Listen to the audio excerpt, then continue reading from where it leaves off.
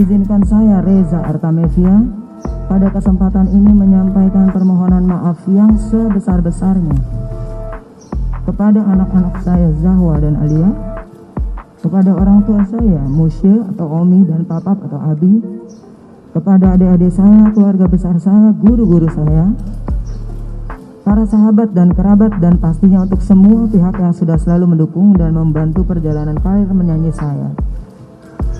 Saya mohon maaf lahir batin atas kesalahan yang sudah saya perbuat. Semoga hal ini tidak dicontoh oleh siapapun juga dan menjadi pelajaran berharga buat saya khususnya.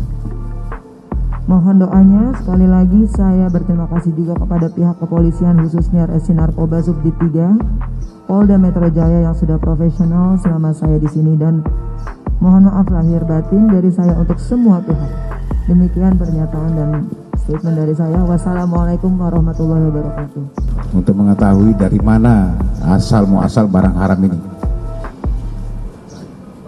ya, kemudian tersebut satu yang sekarang menjadi DPO pengejaran kita. Memang biasa dia membeli di situ, inisialnya adalah F. Ya, ini masih terus kita lakukan pengejaran terhadap F ini. Mudah-mudahan segera kita bertemu pengungkapan. Yang bersangkutan RA ini hasil pemeriksaan memang mengakui bahwa dia menggunakan sabu ini sekitar 4 bulan semasa pandemi COVID-19 ini, yang memang sering di rumah saja. Pasal yang dipersangkakan terhadap yang bersangkutan, karena ini masih baru kita mendalami terus, di pasal 112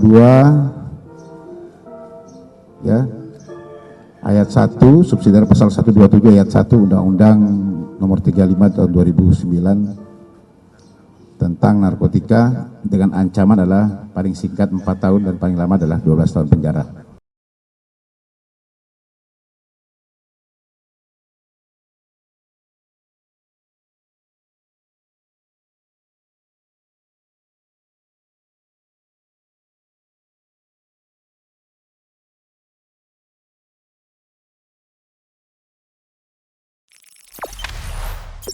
Jangan lupa subscribe, share, komen, dan like ya.